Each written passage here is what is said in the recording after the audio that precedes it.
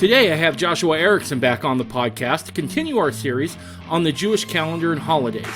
Now, if you remember, Joshua and I have had a few conversations up to this point.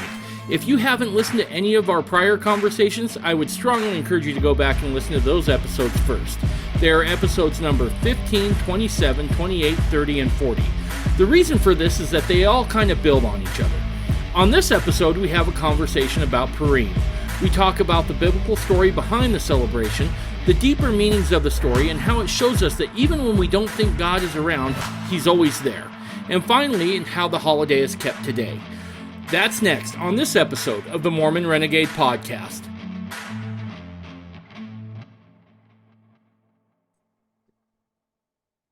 So I want to take just a few moments here and just say thank you for listening.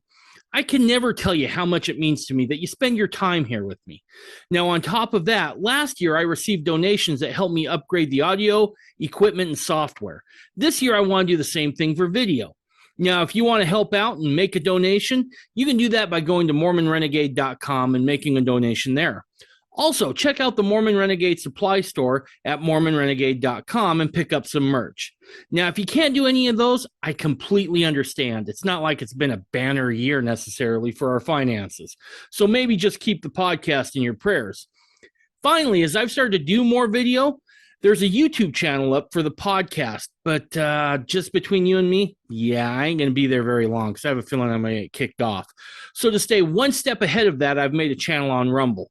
So head on over to Rumble, look up the Mormon Renegade podcast channel there, and crush that like and subscribe button. Thank you. Well, Joshua, it's good to have you back, man. Yeah, I'm really glad to be here. Thanks for having me. So we're on Purim now? That's right, Purim. Awesome. Okay. Give the backstory. What is Purim? Oh, okay. So Purim is the feast of Esther, also known as the Feast of Esther. Purim actually is a Hebrew word, Purim. Means lots, as in like casting lots. Okay. And so it's called that because of the things that happen in the story. So just kind of the brief overview of the story, and we'll get into maybe some specifics, but this story happens when the kingdom of Judah, the southern kingdom, is in captivity in Babylon and then in Persia. Right,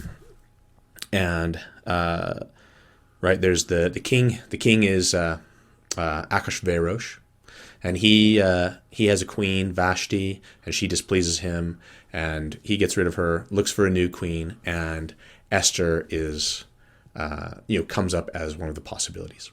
So is this king an Israelite? Is he Israeli? No, he is Persian. Okay. Yep.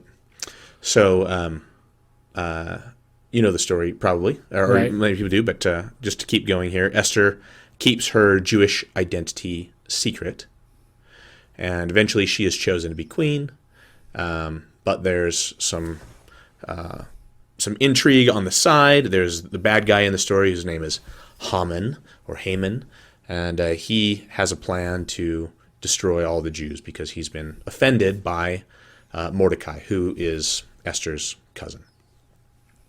And this plan that he has to destroy all the Jews comes to light, and Esther petitions the king, but it's a dangerous thing to do. But she petitions the king to get the the decree reversed, and they're not able to do that, but they do come up with a solution, and the Jews are saved, and Haman gets killed, and Mordecai gets exalted, and then they have a big party to celebrate their liberation, their salvation from destruction. That's one of those stories that I feel like probably doesn't get enough run, right? Because oftentimes you hear, you get into biblical stuff and, women are quote-unquote second-class citizens. And here it's a woman that saves the entire nation. Oh, yeah. Queen Esther is the hero. Mordecai as well. They are, but, Esther has an enormous role to play. And, I think it doesn't get that much attention. And there's actually good reasons for that. There's the story of Esther, the book of Esther is a very complex book, actually. And there are a lot of themes woven through the book, but one of them is hidden things. Okay. So it might be surprising even people who have read it might be surprised to realize that the book of Esther is the only book in the entire canon of Scripture that does not mention God. Really? He is completely anonymous and hidden in the book of Esther. So there's no prophets, there's no visions, there's no miracles. No one even says a prayer. Huh. So that's not the only hidden thing. There are other hidden things too, like Esther's identity. She keeps herself hidden. Like the plans of Haman, he keeps those hidden. There's a secret plot to kill the king. And there's all these kind of secret things that eventually all come to light. And that's one of the themes is there's these hidden things that eventually come to light. And one of the ways that Purim is celebrated is by wearing disguises or costumes. Okay. So it's a costume party. Nice. Yep. So everyone comes, dressed up, and so that's fun. Whenever we celebrate it, we do that. Nice. Yeah. So Esther's in disguise, and even God's in disguise in the book, which is another one of the kind of amazing things about the story of Esther, is this idea that God is manifested in the lives of these people through coincidences, essentially. That there's no miracles, like I said. There's no miracles. There's nothing that you could point at as a supernatural intervention that God makes in the outcome. And yet, when you look at the entire string of events, the likelihood of having that series of outcomes end up in the favor of the Jews just makes it undeniable that, yes, God was there behind the scenes, so to speak, pulling strings. And so that's kind of one of the take-home messages, I guess, is that even if it seems like God's not around, if you're not hearing God's voice, you're not seeing miracles, like he is still there, pulling strings behind the scenes, and he has his purposes and his timing for revealing himself, but he's not inactive. He just has plans that he's working out. So that's an important thing. Yeah, that's a huge takeaway. I don't know how many times I know in my life I've looked up and just been like, "Where are you? Yeah, where are you?" And I suppose that's the wisdom in the part of the wisdom in the book, right? In that particular book is very that wise. You don't see him, you don't hear from him, but he's there. Yeah, even I think of the one of the letters of Joseph Smith. I can't remember, section 120 or 121 around there. Yeah, when he's in Liberty Jail. Yeah, how long shall the pavilion cover? I can't remember how long will you be hiding? Right. Oh God, like, where are you? And this is Joseph, who's just has like this stream of... He saw them, right? Stream of miraculous heavenly visitations and things, being frustrated for this moment of silence, So, there's been longer moments of silence, There have been centuries of silence. But the story of Esther kind of just demonstrates that even in those apparent moments of silence, or even centuries of silence, that God's still orchestrating things behind the scenes. So yeah, I think we all have that dark night of the soul at some point, right? Where just everything's gone to hell and we can't seem to figure it out, and we all have that moment. And I think when we see heroes like that struggle with that idea, I think that can only serve to bolster our faith, right? Is that even if our spiritual heroes on occasion say, "Where are you, God?" I think that allows us to have a little bit of grace with ourselves when we look back and go, "Well, maybe I didn't handle that right." And rather than beat ourselves up, it gives us the opportunity to reflect and grow a little more. Yeah, there's some humility there. So Purim is a biblical holiday. Obviously, it's in the book of Esther, but it is one of those holidays that you could appropriately call Jewish. So the other holidays, Passover and Tabernacles, and Rosh Hashanah, like those are actually bigger than Jewish. Those are Israelite feasts. Those are biblical. Those are commanded things. But this was something that was experienced by the Jews. So meaning those from the southern kingdom. And I have to kind of make that point because Esther and Mordecai, who are the heroes of the story, they are not actually from the tribe of Judah. And yet in the story they are called Jews. They're actually both from the tribe of Benjamin. Okay. But in the story they are called Jews. And that's because they're from the southern kingdom of Judah. So would this, and correct me if I'm wrong, would this be classified more as like a cultural holiday then? Yeah, it is a cultural holiday, I would say, but it definitely has religious undertones or overtones. Yeah, religious theme. It's much like our Thanksgiving or Independence Day. Okay. As far as I'm concerned, those are those are religious holidays. They absolutely are. Yeah. So, but those are things that are not commanded in the scriptures necessarily. Now, the interesting thing though is even though Purim is not a commanded thing, it's not on the list of things in the Torah. There is a strong hint at it. So kind of like with Hanukkah, we talked about last time in Leviticus 23 has the list of all of the commanded feast days, and also Yom Kippur, which is not a feast day, it's a fast day. So those are all listed there in the order that they're celebrated, and then you go to Leviticus 24 and it says, keep the lamps burning all the time. So it's like, it's just kind of this hint at Hanukkah. Right. So the Torah has the hint about Purim as well. And I'm going to go to Numbers chapter 24, I think it is. Yes. Now, interesting thing is when Esther and Mordecai are living in Persia, they have Persian names. So it's kind of like Daniel, and Daniel's his Hebrew name, right? And his Persian, his Babylonian name was Belteshazzar, and Shadrach, Meshach, and Abednego. Those are all Babylonian names as well. It's Hananiah. I can't remember Hananiah and Meshach. I can't remember the names of the three. Anyway, it's all good. Anyway, so they Esther and Mordecai, they have those. Those are actually Persian names. So Esther's Hebrew name is Hadassah, which is mentioned in the text.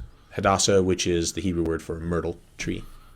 Okay. And but her Persian name Esther means star. So Esther is this is like the same as the origin of our word like astronomy or astrology. Oh, okay. Her name is Esther. Aster. Okay. So her name is a star.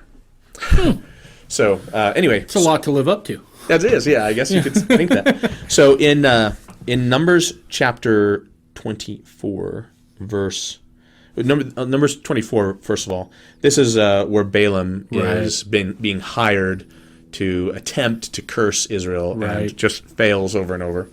Okay, and ends up blessing them. But in let's see, verse 17. Now this is usually taken to be a prophecy about the Messiah, and I think that it is.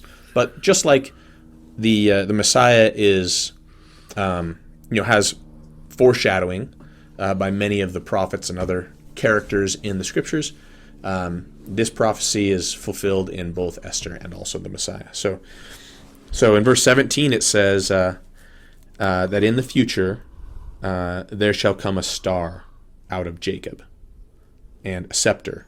So this is going to be royal. A royal star is going to come out of Jacob, out of Israel, and he shall smite the corners of Moab and destroy all the children of Sheth, And Edom shall be a possession. Seir also shall be a possession for his enemies, and Israel shall do valiantly. So it's talking about a battle.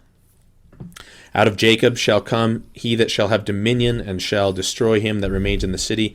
And when he looketh on Amalek, he took up his parable and said, Amalek was the first of the nations, but his latter end shall be that he perish forever. Okay, Amalek is also mentioned earlier, actually, in verse 7. He shall pour the water out of his buckets, and his seed shall be in many waters, and his king shall be, his king, meaning Israel, shall be higher than Agag, and his kingdom shall be exalted. So Agag and Amalek, these actually are tie into the story of Esther as well. So let me, well, I guess I can talk about that right now. So one of the themes of the story of Esther is actually the redemption of King Saul. You remember Saul was Israel's first king. Right. Yeah, and he was also a Benjamite. Huh.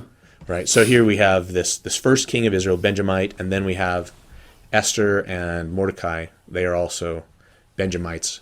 And actually, interesting, if you go to Esther chapter, I think in chapter 2, let me see here.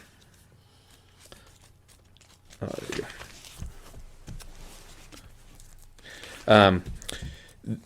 It mentions a partial genealogy of Mordecai. Okay, it is in 2. Oh, yeah, 2. Verse 5. Now in Shushan, which is the capital city, there was a certain Jew whose name was Mordecai, the son of Jair, the son of Shimei, the son of Kish, a Benjamite. So, interestingly, in Kish and Jair and Shimei, these are all relatives of Saul as well.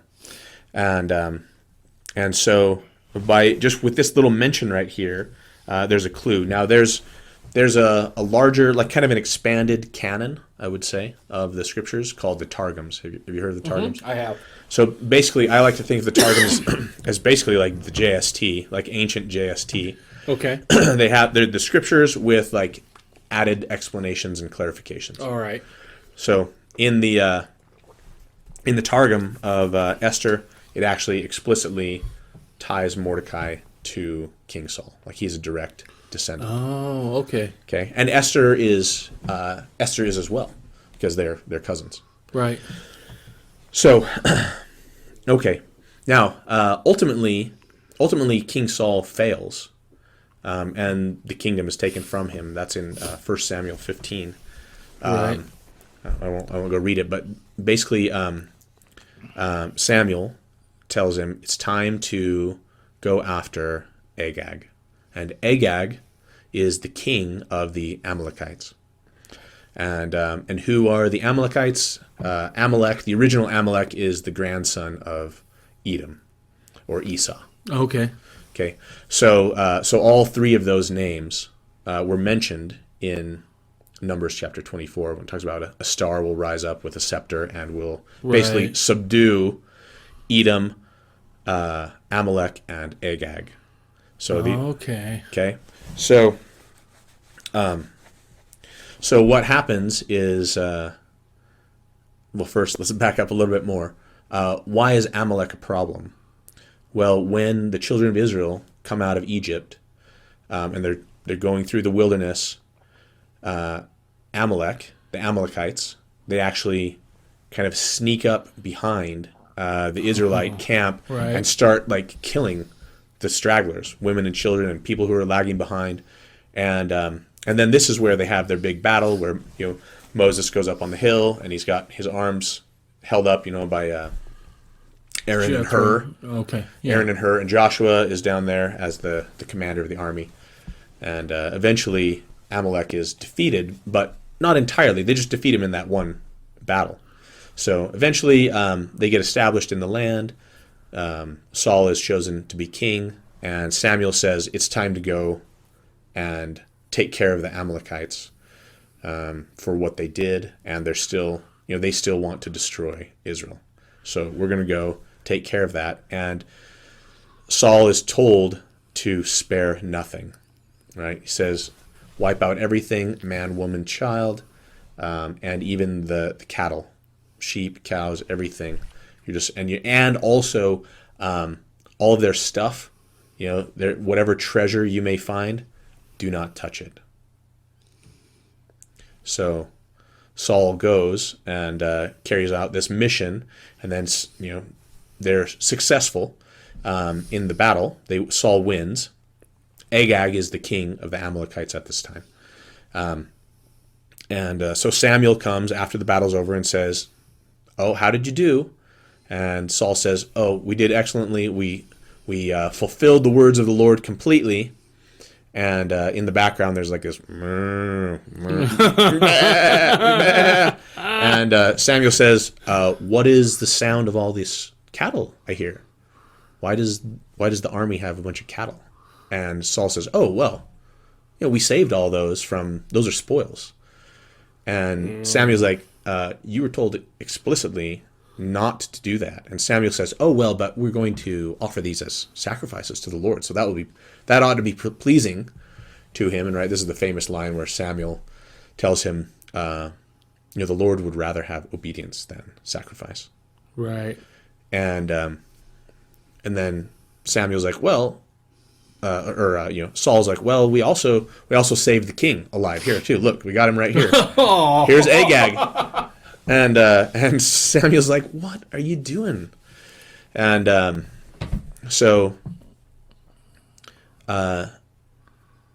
no doubt when Saul started having success, and then they kind of fell upon the spoils, they let a bunch of Amalekites go because they had to round up the sheep and cows and stuff. Right. So Saul fails, and then Samuel tells him the kingdom is. He actually tears his cloak or whatever and says the kingdom is torn from you. And then, of course, David is anointed. Can I ask you a question? And this may be off the subject a little bit, but I think it's worth exploring here. Oftentimes you hear critics of the Bible say things like, it's just brutal. There's, this, I don't see God in the Bible when you start talking about killing everybody. Yeah. Women, children. Yeah. What's your response to something like that? You know what? Actually, it is a hard thing to kind of understand, especially with our modern sensibilities. I think because I think in those former ages, I think there's a lot more violent. The world was just a more violent place. Oh, it was, yeah. And we are very secure, and there's not bands of marauders and robbers coming to. Bands of robbers coming to steal the king's sheep and stuff all the time. People who don't think it's strange that people who carry a concealed weapon or something with them all the time, sure. They think that's there's something wrong with these people, So it's difficult. I've talked to Mormons, who feel this way, like the God in the Old Testament is all vengeance and destruction, and the God in the New Testament's all lovey-dovey and stuff, and I'm like, well, in the Book of Mormon, there's God just like destroys like city after city, like after at Jesus' crucifixion, there's all the destruction. There's just all these wicked cities that are sunk and burned, and whirlwinds and earthquakes, and they're like, oh yeah, I guess I didn't think about that. So what do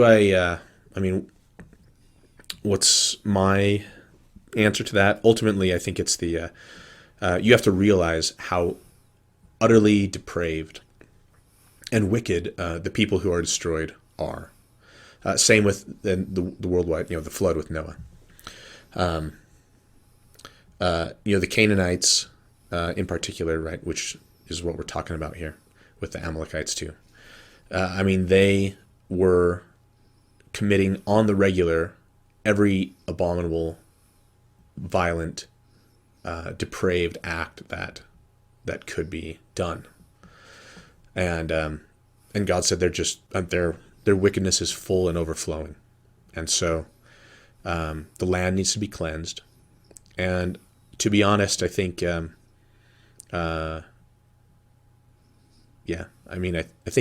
think ultimately it is a. It's a blessing actually to everyone, even those who were wiped out in the flood. It was probably better for them looking at it with eternal eyes. Sure. Like, just stop sinning. Let's have a reset here. Of course, in God, in reality, no one dies. Right. In a final sense, those people are all still alive. I think the other thing is that I think what the Lord's trying to do here is prevent a blood feud from continuing on for generations and generations. Oh, absolutely. Right? Absolutely. Let's finish this off. And people don't have to look that far back in history to see that that's not unreasonable. I mean, we helped the Mujahideen in Afghanistan, and it still came back to bite us in the ass, right? Yeah. So this idea that, and you have to look at time frame. It's a different time, right? Yeah. I mean, you have child sacrifice everywhere. Correct. And these people were burning their children alive. Yep. And these are the people that God says wipe out. So it's not like they're just a bunch of exactly innocent, righteous people. Exactly. These are people who just, without provocation, just came up behind Israel and started murdering the weak among them. So and that I believe, because I believe what the scriptures say, that the entire region of Canaan was full of people who were just cutthroat, bloodthirsty, violent, wicked to the max. Yep. No, I agree totally. And it's hard for us to comprehend, maybe, a society that wicked, but hang on for a decade or something. Yeah, exactly. It is hard to recognize that, right? But because we have been the beneficiaries of a fairly robust society for the better part of 250 years now, especially within America.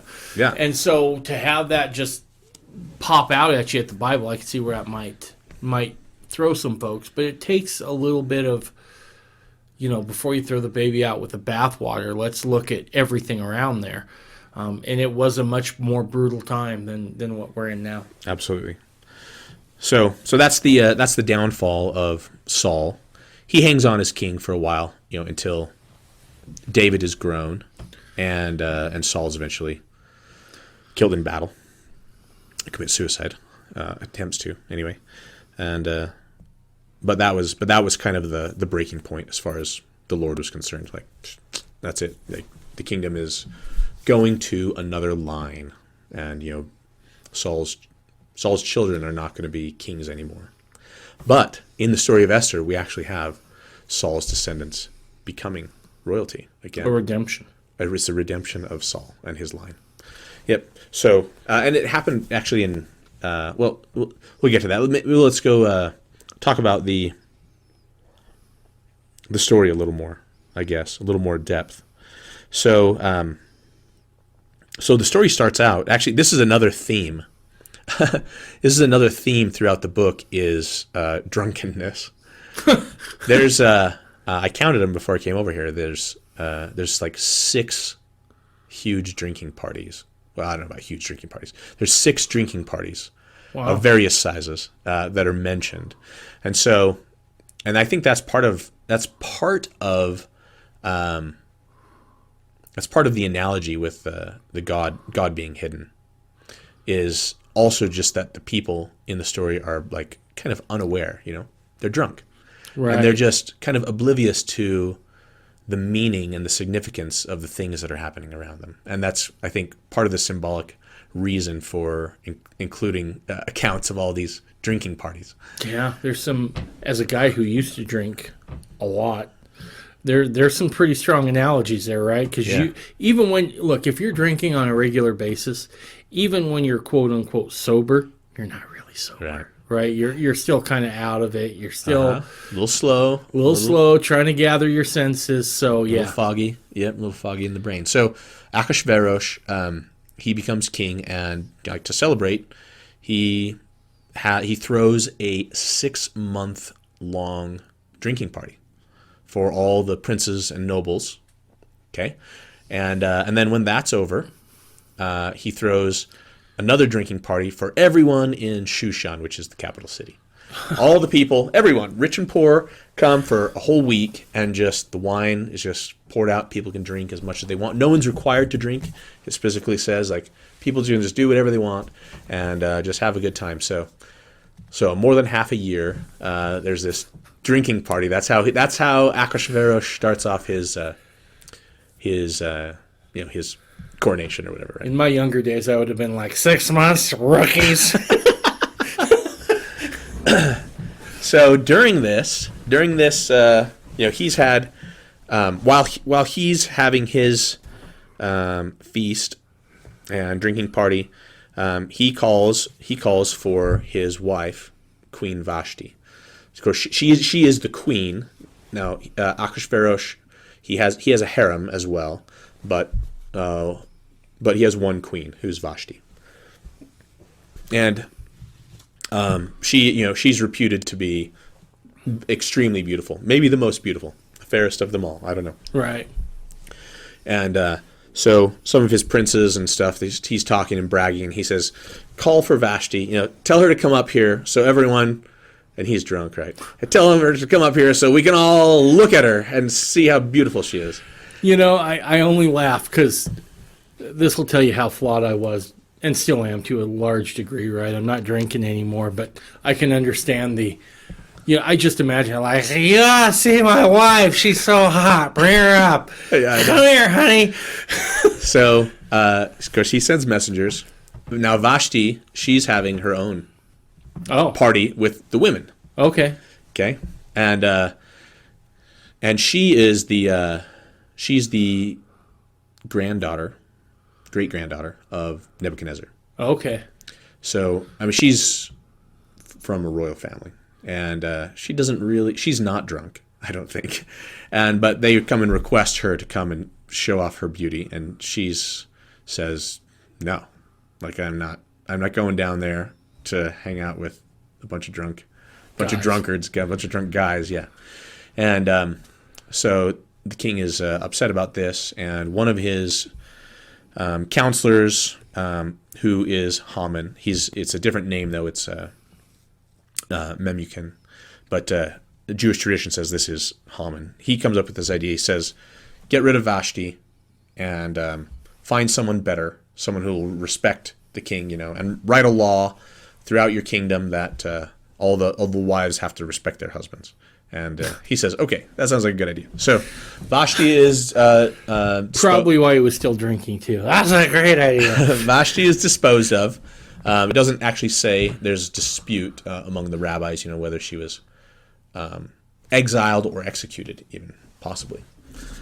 I tend to think executed. Really? And because of Esther's hesitation later on, like she had just seen what happens to even the queen if the king is displeased with her. So anyway, we'll get to that later.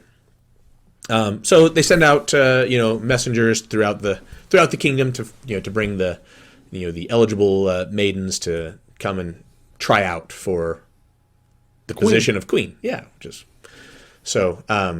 And if you don't get to be queen, you get to be in the royal harem. Which probably back then is not necessarily a bad thing. I mean, you're going to be financially taken care of at least. So Esther is chosen as one of the contestants, and Mordecai tells her to keep her Jewish identity secret. So she goes and is there's this very long process. It takes actually a whole year for them to purify themselves, and they get all these special baths and perfumes and everything for an entire year before they're ready to appear before the king. So, but she does. She wins the king's heart over, becomes the new queen. And then the story also says that Mordecai basically has some kind of low-ranking position in the king's court. He's like a doorman or a gatekeeper or something like that. And so he goes to the palace every day and he hangs out at the gate. He doesn't go inside, but he kind of exchanges news and finds out how Esther's doing. And this is where the next secret thing is that Mordecai there as the gatekeeper, one time he's there and he overhears some people talking, around the corner or whatever. Two of the king's attendants, Bigsan and Teresh, they are planning to assassinate the king. And he overhears their plans. And then, interesting thing is this is a tricky situation here because you are lower. You're a low man on the totem pole, right? And you find out that some of the king's attendants, so they're higher up than you, are planning on assassinating the king. How do you warn the king? Who do you tell? Because how do you know that the person that you tell isn't in on it? Right. And actually, that's interesting because the scriptures actually have another case of this. This was in 2 Kings. There's the Sennacherib, who's the king of Assyria. He was actually assassinated by his sons, and it mentions that in 2 Kings. But they found ancient Assyrian clay tablets that have more of the story, and there was one of the lower court members who found out about it and actually told his supervisor or whatever, hey, I know the king's sons are trying to kill him. And the supervisor took him in and they blindfolded him because no one's allowed, like commoners or lower people are not allowed to look directly upon the king. So even if you do get an audience with the king, you'll be blindfolded. Okay? So they bring him blindfolded before the king and says, tell us what you know. And he says, your sons are planning to kill you. And they take off his blindfold, and he was just confessing to the future assassins. Oh. Because the person that he entrusted was actually in on the plot, on the conspiracy. Oh. So, and then of course, then he was questioned, and then he and his household were executed. And then the assassination was carried out. When people say capitalism is a cutthroat business, I'm like, you've never studied monarchies. That's right. Yeah. So this is dangerous business, right? Mordecai finds out about this, and who can he tell? He said, I'll tell Esther. Because I have access to the queen, and I can trust that, and then she can tell the king. So he does that, and then Esther warns the king, and the two conspirators are caught and executed, and that seems to be the end of it. So it turned out well. Now, shortly after this, Haman, who's one of the kind of the nobles or princes in the kingdom, he gets chosen to be kind of the head of the nobles. He's kind of elevated to be the prime minister, like the second in command. Okay. And it's interesting. The scripture says that the king commanded that everyone bow down to Haman. But of course, and the story goes that Mordecai refuses. And but it's interesting that Haman doesn't do anything to Mordecai directly, which he would have authority to do. If that really were the law. So the implication is that probably that was not actually what the king commanded, but Haman was just taking liberties and telling everyone that the king expected them to bow down. And it bothered him that when he made this decree that had no legally binding force, that people were disrespecting it. So, I mean, you could make some, he was, you can make some inferences or some application to modern day things here too. When there's policies or decrees or executive orders that are made that are not actually laws, but people are punished or outcast or whatever for not bending to these illegal or even illegal orders.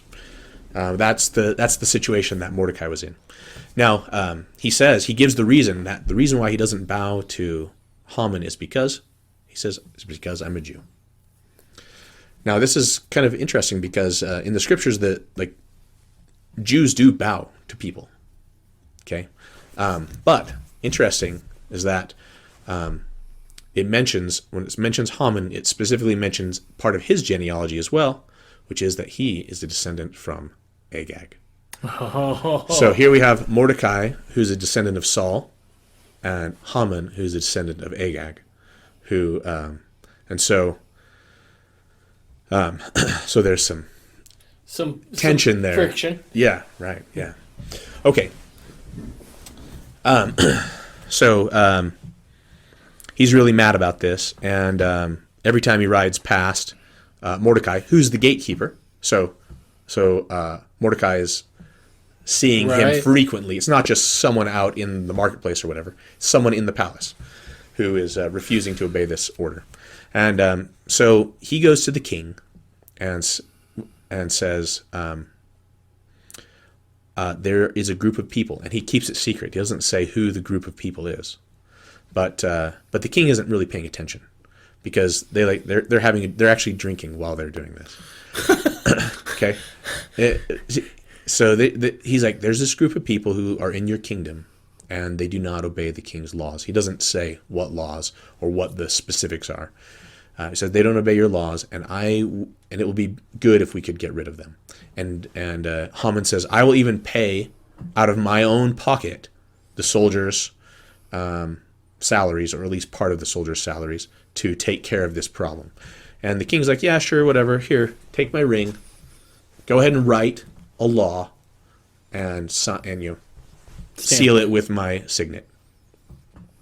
And so Haman does this, and here's where Purim comes in, because Haman knows that the Jews are God's people, and that he protects them, and so he wants to do everything right, and so he decides to basically cast lots, roll the dice to pick the right month and the right day to carry out the execution of the Jews. And the Jewish stories go. This doesn't say it in Esther, but the traditions are that he rolled the dice, and it fell on the day of Passover or whatever. He's like, no. That's, God saved them on that day, and he rolled the dice, and there's some other day that's special to the Jews, and he went through every month, and there's just nothing was going to be quite right. He knew that those were blessed days, and he finally came to the 12th month and the 13th day of the 12th month. And I'm not sure, but I think this is probably part of the reason why 13 is considered an unlucky number. See, this is the day that was chosen by casting lots to destroy the Jews. And this is what the law that Haman wrote basically said: on the 13th of Adar, which is the 12th month, then everyone in the kingdom is authorized, and there was going to be soldiers officially as well, but everyone is authorized to kill their Jewish neighbors and take their stuff. all the wealth that the Jews might have can be yours. You can kill them without consequence. In fact, you're commanded to. And so that was the plan. And the plan, it goes out, and they send out runners. They post up notices all over the kingdom, right? And so there's sackcloth and ashes of the Jews are sad about this, and Esther finds out and wonders why Mordecai is so sad. He tells her, and also says to her, "You got to go. before the king and tell him not to do this or try to stop this. And she responds, she's like, even though she's queen, she's like, I've not been called for in the last month. I haven't even seen the king in a month. And I can't just show up. If I show up and he's displeased with me for any reason, then he's going to axe me. Yeah, and we just saw what happened to Vashti, like, a couple of months ago or whatever it is, So, but Mordecai tells her, he's like, he says, if you don't step up, the Jews are going to be saved anyway. But you will bring disgrace upon yourself and your family, and you and your descendants will be destroyed. But the Jewish people, as a people, we are going to be saved anyway. And he also gives her the famous line, "Who knows that for all you know, you were brought into the kingdom, to this earth for this very reason. Like, this is your mission." And so that persuades Esther. And she tells everybody to fast. Everyone fasts for 3 days. No, does the king know she's Jewish yet? No, this is all still a secret. Okay. So at the end of 3 days, she gets all dressed up and makes an unannounced, uncalled for appearance in the courtroom, in the royal court, before the king, and he's just happy to see her. And he puts out his scepter towards her. She touches the top, and that's the signal that everything's good. And he asks her, "What do you want, my queen? Anything you ask for. Half my kingdom I'll give to you." If you. And she says, "I just want you and Haman to come to a drinking party that I have planned later this evening."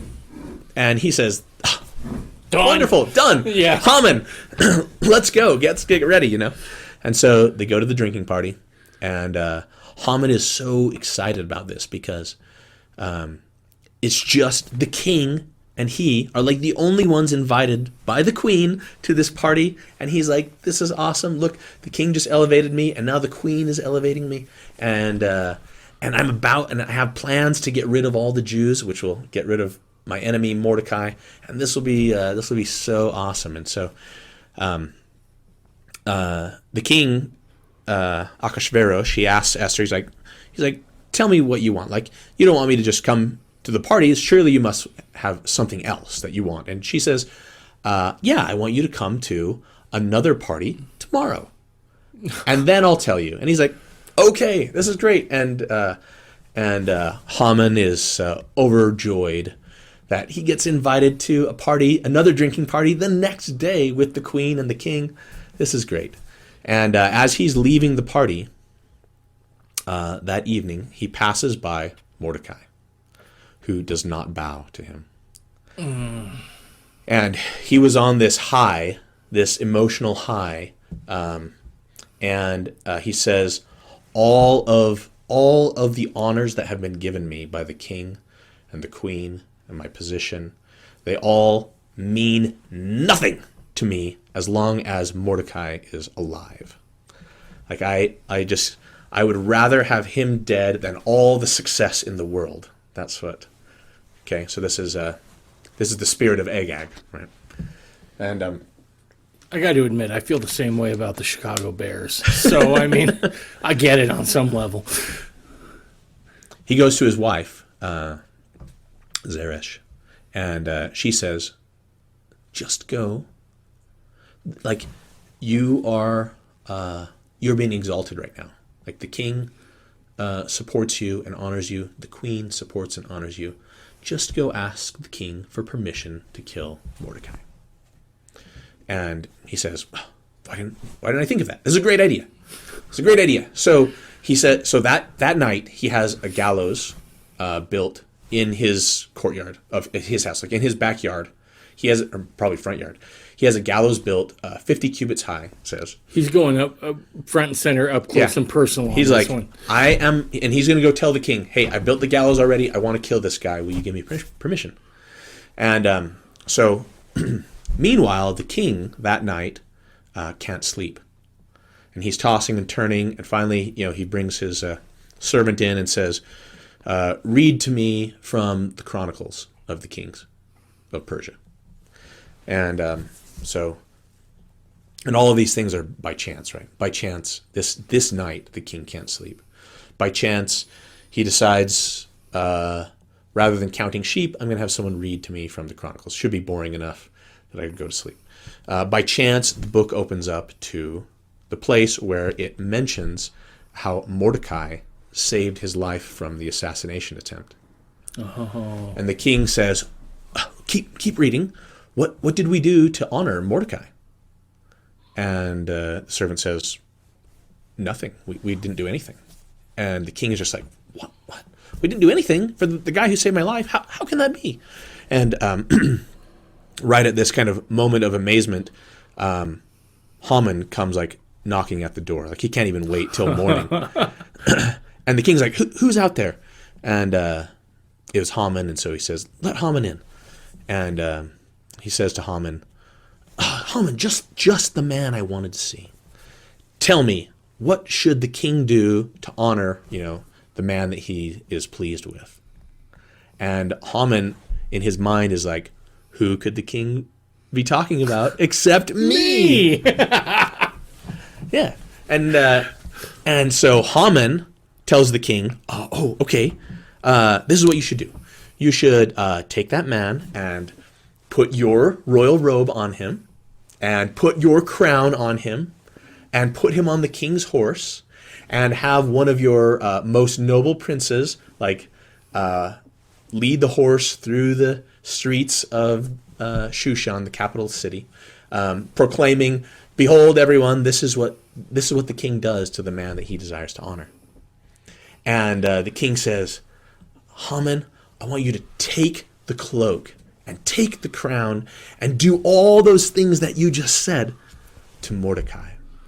And it's like, and like his world just shattered. Right? Oh yeah. And he goes home in defeat. And the next morning he gets up and does what the king commanded, and he puts the robe on Mordecai and the crown on Mordecai and puts him on the king's horse and walks out in front, proclaiming to everyone, this is the man that the king wants to honor, and this is how the king honors the man that he wants to honor. Now it's interesting, the rabbis say, and I like this, they say, although God is never mentioned explicitly, that if every time Esther uses the word king, if you think of the Lord God, right, then here's, this is the disguise that God is using. So here's Haman saying, this is actually the man that God wants to honor.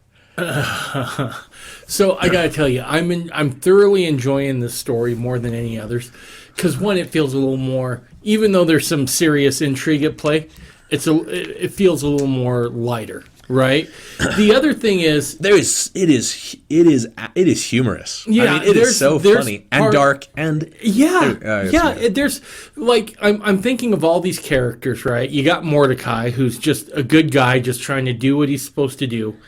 And then you have Esther, who is kind of the reluctant hero a little bit, like, I don't want to go do this. Yeah. And then you got the king, and to me, he seems like a drunk frat boy more than anything else, right? Yeah. And it's just like every human foible wrapped up into one story, and it's you're right. It's almost comical. I mean, it is. It's almost Monty Python. It's the funniest story in the scriptures. Yeah. It really is. Yeah, I could totally see guys played in like the Holy Grail, Monty Python, being in doing something like this, but so he's totally deflated, and but he after he's done walking Mordecai through the streets, then he goes and gets ready for the second drinking party with the queen and the king, and so they have their party, and I'm sure there's just no joy in it for Haman whatsoever. And while he's sulking, the king says to Esther, all right, tell me give me your request. And she says, I request my life and the life of my people. And he's like, what are you talking about? Like, no one's going to touch you. And she says, and then she reveals, she says, I'm a Jew. And there's a plot to destroy my people. And the king's like, who? Haman. And Haman's like, what? The queen is a Jew. No, I didn't know, And the king is so furious that he stands up and leaves the room just to regain his composure. And while the king's out, of course they're royalty, Persian, so they have the table there, and everyone's like on a couch or a bed, right? And everyone's reclining at the table, drinking and eating grapes and whatever they do. And Haman just like runs over to the queen's couch or the queen's bed and is just like pawing at her, pleading for his life, at that moment the king happens to come back in, and there's Haman like on the bed with the queen, and he's like, are you gonna force the queen, right? Like right here in my house, in my presence. And he's like, guards, get Haman. And then one of the guards is like, hey, king, look out the window over there. Do you see that gallows in Haman's yard? That was what he was planning on asking you permission to kill Mordecai on that gallows. And the king's like, Mordecai? Like the man I just honored? And Haman's just speechless, and he says, take Haman and hang him on that. And then he brings in Mordecai and puts the robe and the crown on him, and basically says, you will be my second in command. And so this is another theme of the book of Esther, is this reversal they changed places. Haman was hung on the gallows that he had made for Mordecai, and Mordecai is elevated and actually takes Haman's place as the king's advisor, prime minister, whatever. And he takes the ring, as they're taking Haman away to hang him, he takes the ring off his finger, the signet, and later on he gives that to Mordecai's not there, but the next day, he gives that to Mordecai. And so the king's like, okay, well, I wasn't paying attention when Haman told me about this plan, and I didn't know what was going on.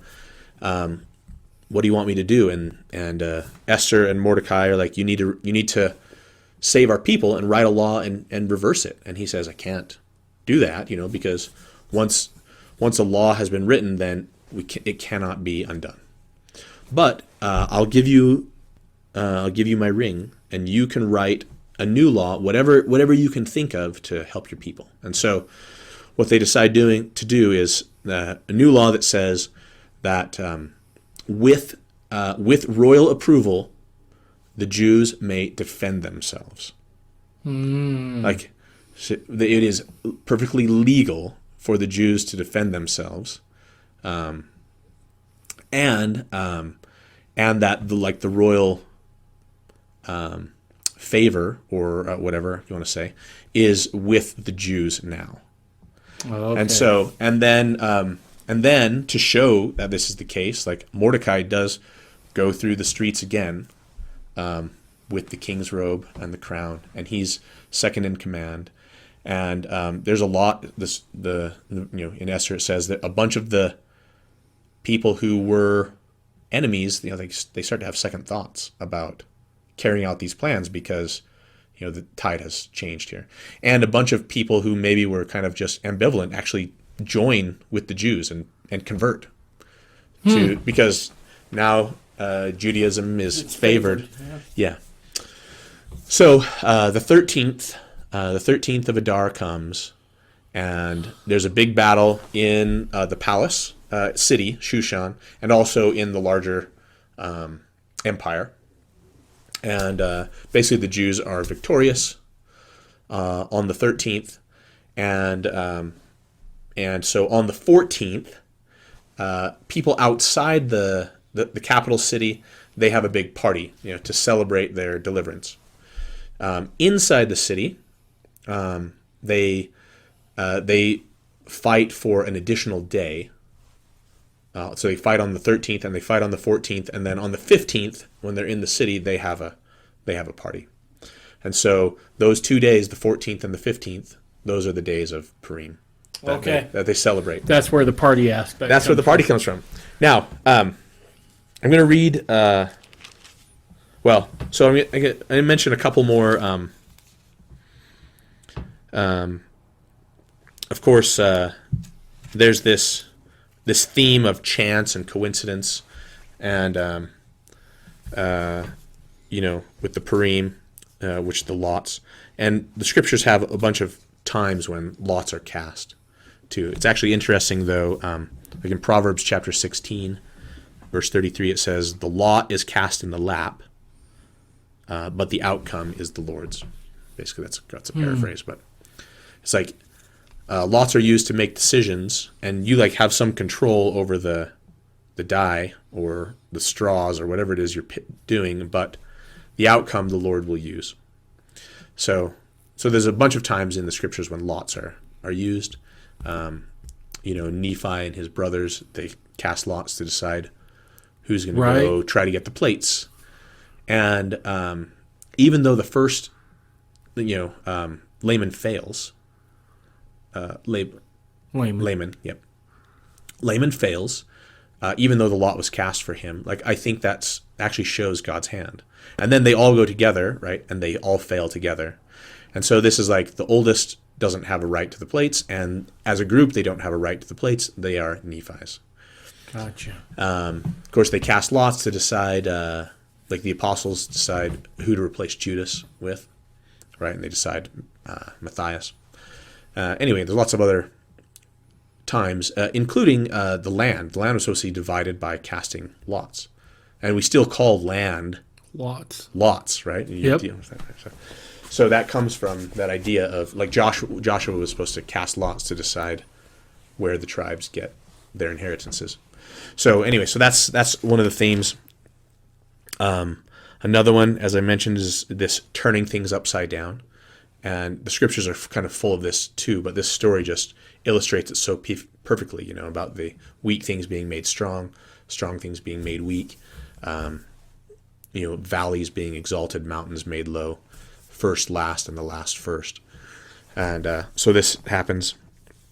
Now, the redemption of Saul, I'm going to mention that a little more too, because it's interesting that when the Jews defend themselves, on both those days, they fight on the 13th and they fight on the 14th, and it says specifically that the Jews did not touch any of the spoils.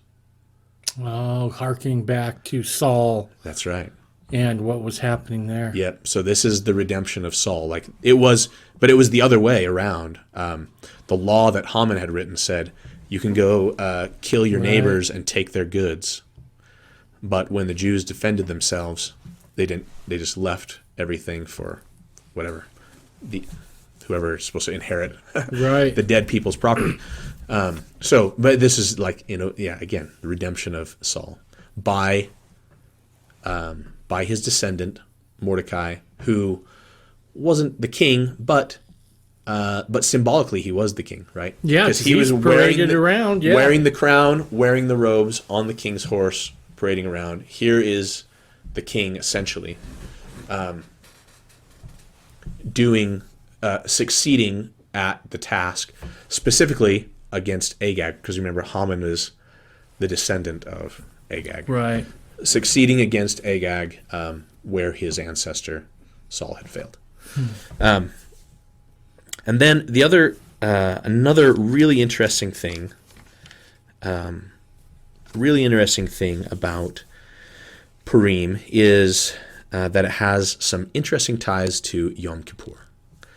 Really? So Yom Kippur, we've talked about it, is the highest, holiest day in the calendar, right? This is the Day of Atonement. That's what Yom is day, Kippur is atonement or covering.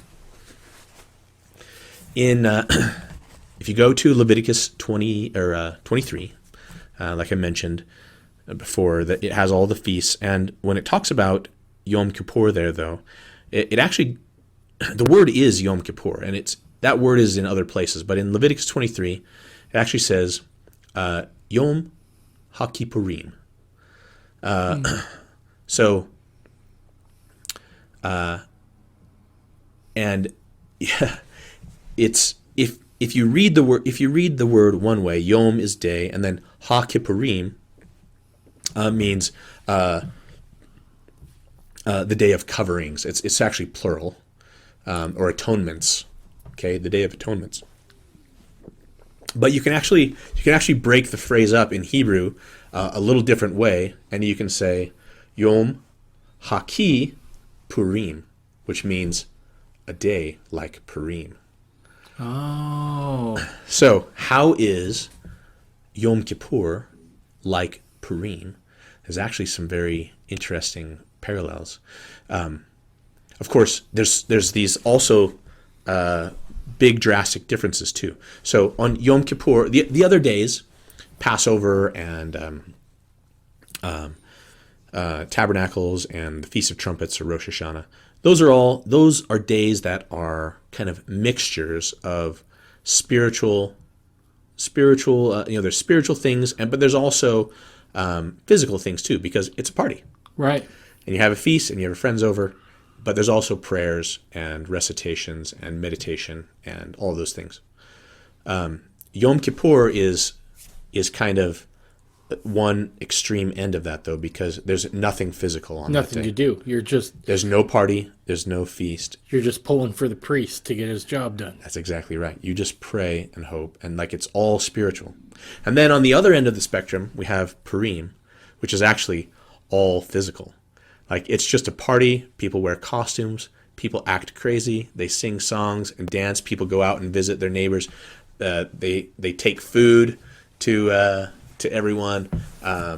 They drink a lot, actually, and it's quite the opposite.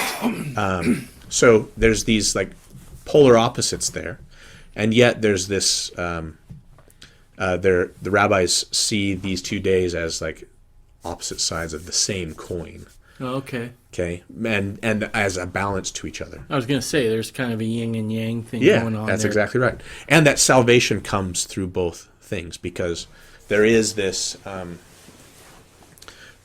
need that we have for atonement and forgiveness and for humility and reverence. But there's also a need for partying and having a good time and rejoicing and all that. And Purim just fills that beautifully. Yeah. And that salvation includes both those things. Now, another interesting thing is on the day of Yom Kippur, the high priest, first of all, everyone's fasting. Right. And they're fasting for the success of the high priest, because he's going to go in to the throne room. He's going to go into the Holy of Holies is, where the Ark of the Covenant is, which is God's throne, and appear before the king and ask for the salvation of his people. Oh, yeah. Yeah. Do you see what Esther? Yep. So Esther fasts, and she goes in fasting and appears before the king and doesn't know whether she'll live or die. I mean, this is a threat that hangs over ancient Israel too. If the high priest goes in there and he's unworthy in some way, God might just strike him down. Right. And it's kind of unknown. You don't know. Right. And so Esther doesn't know, like the high priest doesn't know.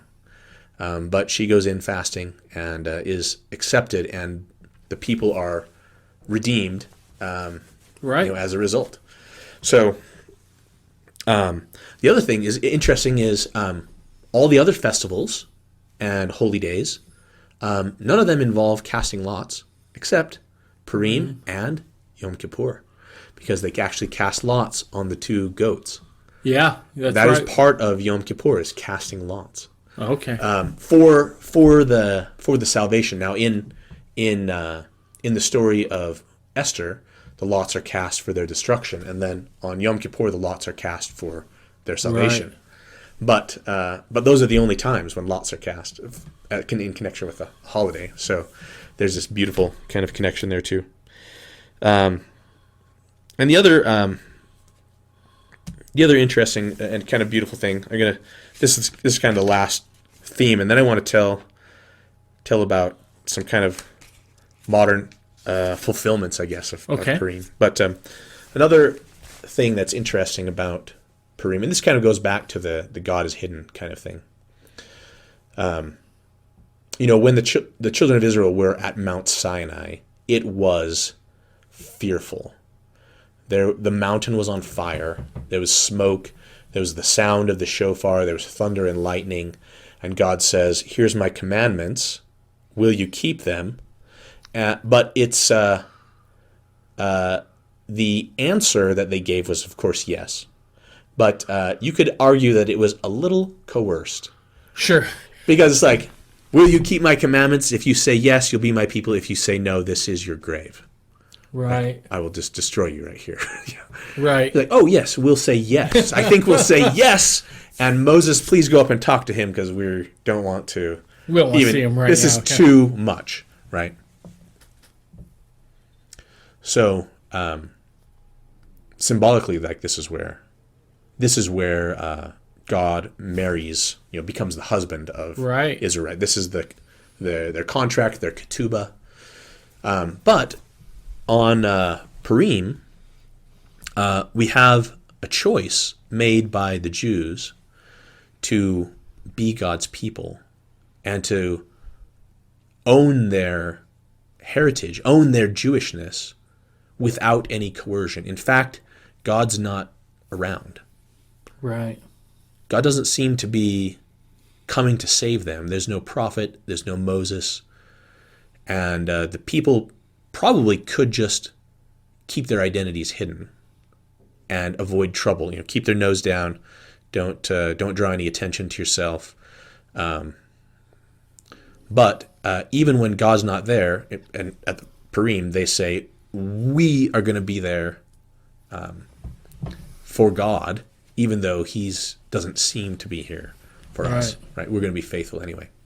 So there's no coercion. So sometimes those some commentators will say something like, this is like Sinai is where the marriage happened, but Purim is like where the romance began. Like where the Jews showed their love without any coercion, right? And just said, actually, I do choose you, even when that is awesome. When nothing is going, there's not necessarily going to be any reward or punishment, but I just fully embrace my Israelite heritage, and I'm going to stand up for that, regardless. Yeah, so, that is really cool. Yeah. Okay. So those are all the, many of the beautiful themes. Now, modern application to this. Okay. Actually, this goes to the Nazis. There's some real interesting things about Purim and the Nazis. Really? Because, of course, the Nazis have the same plan as Haman did. We want to exterminate the Jews, the Jewish race. Yeah, that was Haman's plan. That was Hitler's plan. Actually, Hitler one time said, "It is true we are barbarians. It is an honorable title to us. I am freeing humanity from a false vision called conscience and morality. The Jews have inflicted two wounds on mankind, circumcision on its body and conscience on its soul. The war for world domination will be fought entirely between us, the Germans and the Jews. All else is facade." Ooh. Right, and this is, this is the godlessness of socialism. Yep. And communism, right? And it bothers me sometimes when people say the Nazis were right wing, like they're socialists. No, you know what? I just had a conversation with a woman that the podcast will come out next weekend, where we talked about this. I think it's because of we measure things differently here in America than in Europe. Yeah. Right? In America, we reset things back a little bit at the Constitutional Convention from complete anarchy to just this side of orderly. Yeah. And so when we look at right or left, it's a lot different than what Europe does, right? Europe is used to subjugation. They've been that way for Yeah. centuries. So when you start talking about right and left in Europe, it's communism's on the left and fascism's on the right. So I don't think that those scales mean the same thing, right? Yeah, I think I've never heard that explanation. I like that though. Like when you're just used to Right. subjugation Yeah. and monarchy or whatever. Fascism would be on the right of that because you can still own a business. You just have to work with the government, quid pro quo kind of stuff, right? Yeah, right. Communism's, federalizing the stuff. So as I've looked at it, I think it's a matter of scales. But And, point of view. Where's your right. Where's your reference to measure from? Exactly. Yeah. Yep. I like that. Okay, well, so not only did Hitler want to exterminate the Jews, but also they wanted to plunder the Yep. Jews too, and they did. There was many Nazi officials that became wealthy from taking, plunder spoils. Yep. So that just goes right along with Haman's plan too. Now it's interesting, and the Nazis were aware of this kind of Purim connection. Let's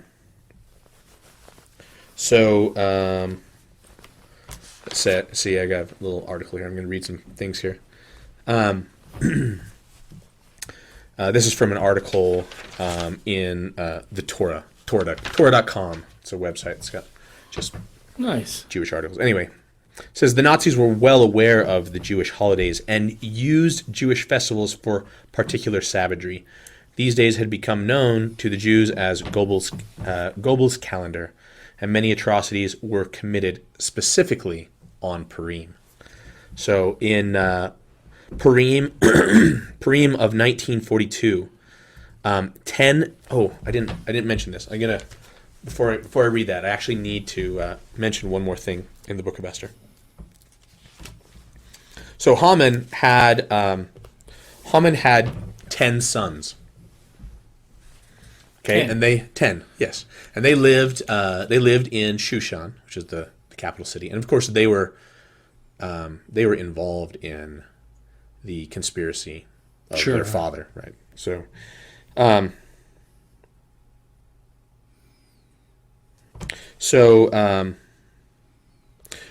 this is Esther chapter 9 verse 12. After the first day of battle on the 13th, then Esther comes to the king, and the king says, tell me the news, let's talk about it, and the king says, the Jews have slain and destroyed 500 men in Shushan the palace, and the 10 sons of Haman. What have they done in the rest of the king's provinces? And now what is thy petition? And it shall be granted unto thee. Or what is thy request further? And it shall be done. So he's like, all right, you've had this success here. Tell me about what's going on out there. So they kind of exchange some news, and he says, what else do you want to have done? And then said Esther, this is verse 13, if it please the king, let it be granted to the Jews which are in Shushan to do tomorrow also according unto this day's decree, and let Haman's 10 sons be hanged upon the gallows. Ooh. Now this is interesting because in the verse before he said Haman's sons are destroyed. Right. But here she says, how about tomorrow, meaning literally meaning the 14th. Right. But this could be understood kind of prophetically as in the future. In the future, let us take Haman's 10 sons and hang them on the gallows. It actually gives a list of the 10 sons there earlier. So that's just an important point that I want to bring out. So in Purim of 1942, there was 10 Jews that were publicly hung by the Nazis, quote, in revenge for Haman. Okay, and then in the next year, Purim of 1943, the Nazis fooled some of the Jews in the Piotrkow ghetto by asking for 10 Jewish volunteers as part of an alleged exchange program for Germans living in Palestine. But when the 10 volunteers came forward, they were just shot. And again, they chose 10 because this was revenge for Haman. And they did it on Purim to avenge Haman's 10 sons. There was one particular guy, and I'm not a Holocaust scholar by any means, but anyway, so if these names sound familiar, you can tell me about them. But Julius Streicher, or Streicher, I don't know how to say it. Anyway, on the day after Kristallnacht, he wrote this article about the secret plans of the Jews related to the Jewish holiday of Purim, and how if the Germans did not wipe out the Jews, then the Jews are going to be celebrating another Purim. Wow. And so that was, so I'll just say Streicher. Hitler also, I read that there in a radio broadcast in 1944. He stated that the Nazis were defeated. The Jews could celebrate the destruction of Europe in a second triumphant Purim festival. So, interesting thing, though, here is that after the war was done, Germany's defeated, the Nuremberg trials start. Right. And this is they're in 1946, if I remember right. And there's actually, let's see, there's actually 11. Interesting. There's let's see. There's 24 defendants tried at the Nuremberg trials. Started in 1945. Two of the 24 were acquitted. 8 were given prison sentences, and 12 were condemned to death. Of those, one of them, Martin Borroman, was tried in absentia. So I don't think they hadn't captured him, or maybe he'd already died, but they tried him anyway. Yeah. So that left 11. And one of them, Hermann Göring, he committed suicide before. I knew Göring did, yeah. Yep. So now, interesting, this is not mentioned in the Book of Esther, but in the Jewish traditions about this, they say that on the day that Haman was parading Mordecai through the town, that Haman's daughter saw Mordecai being paraded, and like from an upper story window, she like emptied a bedpan on the man who was leading Mordecai around, because she just wanted to disrespect whoever was respecting. Right. And then he looks up, and she realizes that she just dumped the chamber pot on her dad, and realized that her dad was being humiliated by his enemy, and she commits suicide. Oh wow! So here's Göring. Yep. Göring. So he's kind of is represented by his daughter. The daughter, yeah, which is interesting because Göring is known to have been a cross-dresser. Mm-hmm. Right? So he's dressing in women's clothes, putting on makeup. He's got his nails painted, fingernails and toenails painted, dressing in effeminate clothes, changing his outfit all the time. Yep. And so Haman's daughter commits suicide before everything goes down and the 10 sons are hanged. Wow. And Göring, likewise, represents that.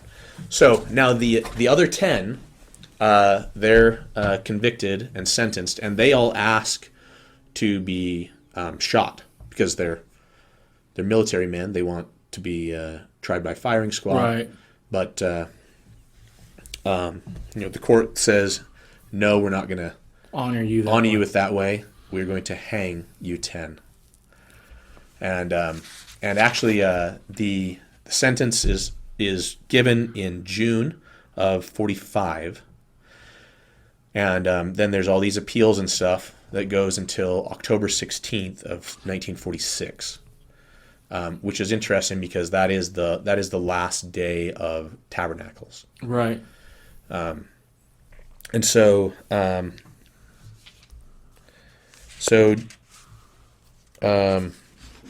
another interesting thing is in the book of Esther. Now you can't see anything like it in the English, but in the Hebrew, in the list of Haman's 10 sons, there's 3 letters that are written very small for no apparent reason. And the letters are Tav, Shin, and Zayin. And in Hebrew, the letters are also numbers. Right. Kind of like Roman numerals are, right? So, but those letters actually add up to, that is how, if you're writing out numbers, you would write 5,707, which is the Jewish year that these 10 Nuremberg criminals were hung. Holy cow. Yeah. That's nuts. So that's crazy. It is crazy, isn't it? Now, and Joseph, was it Joseph? Julius Stryker, actually when he got up to the platform to be hung. Let's see if I can find it. Yeah. At the bottom of the steps, he just suddenly blurted out, "Heil Hitler!" and shocked everyone. And then he gets up there and says, "Now I go to God." And they put the bag over him, and then suddenly he screams out again, "Purim, 1946." Wow. And so he recognized this obvious connection that was being played out. And then, of course, those 10 sons of Haman were all hung in 1946, in the year 5707. Yeah. There are so many things about this story that jumps out to me, right, that are so applicable to our day. One is this idea of conspiracy, right? Everything's in the shadows. Everything is happening behind the scenes. Yeah, right. I think we live in a time where that's... Look, we'll just go ahead and use what's his name? The guy who had the island. Epstein, right? He just magically winds up dead. Hangs himself with a paper sheet. Right? Likewise, we got all sorts of intrigue going on right now. Balloons flying overhead, right? All this stuff happening. At some point, God's promises are, I'm going to bring all this to light. That's right. Yeah. We're going to bring all the hidden things. All this stuff is going to come to Shout this it from the rooftops. And so I like a microcosm of that. Exactly. The story of it's Esther. A microcosm of what I think we're going through now. And there's definitely parallels back in the Book of Mormon to the Gadian robbers. Absolutely. And that kind of intrigue. But it all is going to come out. The other thing that jumps out to me is that the Jewish people have suffered from ancient hatred, right? Yes. The hatred that seems to come around about once every 75 to 100 years for the Jews is just astounding, right? And it lasts. It never fully goes away. Mm-hmm. And I've always said, if you want to know where the world's at, look at how the Jewish people are being treated. Mm-hmm. Because I think it's a good barometer of where the world is as far as instability. Yeah. And it lasts. Case in point, Iran. Do you know what Iran means in Farsi? I don't. Oh, you're going to love this. So, and everyone, you can fact check me on this. I've double, triple, quadruple checked it. But just look it up. So, during World War II, or right before World War II, Iran was called Persia. Right. Okay? The Third Reich, officials from the Nazi Party make a journey out to Persia to try to solidify places for transport, because they're fighting a war in Africa and Saudi Arabia, and they want to have access. So they're going to go through Persia. They have a grand meeting. I mean, they're slapping backs. And he's like, you know what? You guys should change your name to Aryan. Double check it. Get your phone right now while we're on the air. And translate Iran. What does Iran mean in Farsi?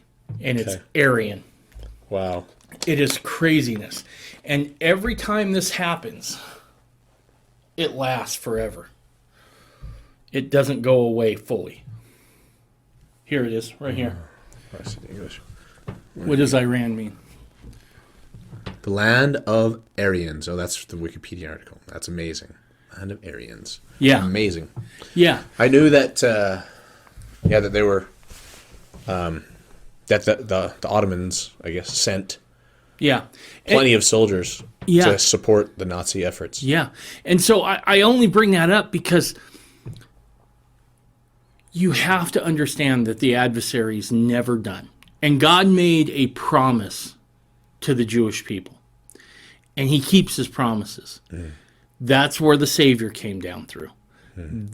And the adversary still bears that. And so if there's another thing we can take away from this story is that be on the lookout, right? When you start seeing these things come to pass and you start seeing more and more anti-Semitism, you can bet global unrest is at the door. Mm-hmm. Every time.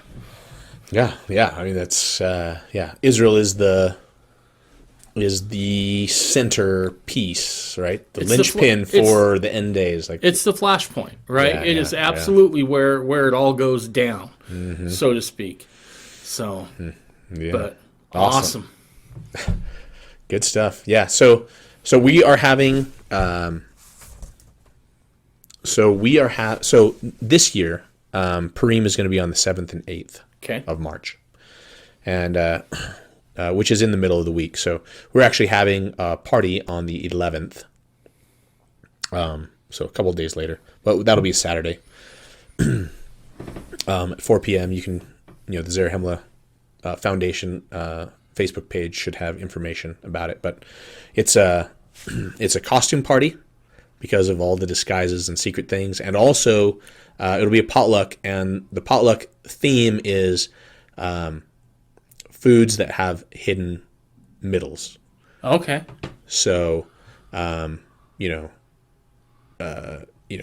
peanut M&Ms or egg rolls, or chimichanga, something that's covered up. You can't see what's donuts on the inside. Jelly donuts, exactly.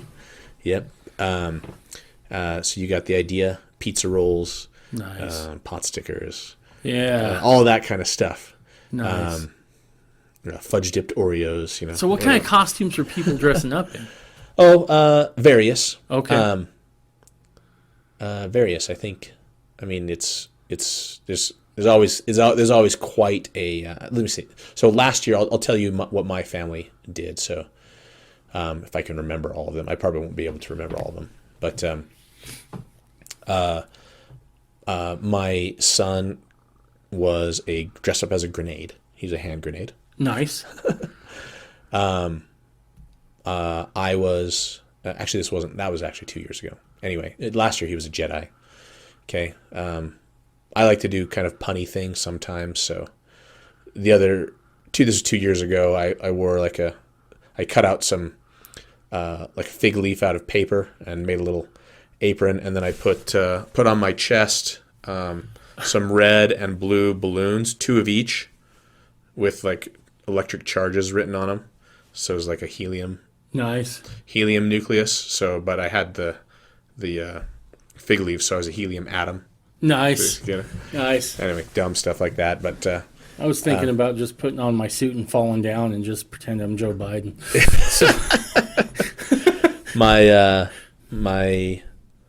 I think it was either I can't remember now. My mother-in-law or father-in-law came a few years ago, and they had a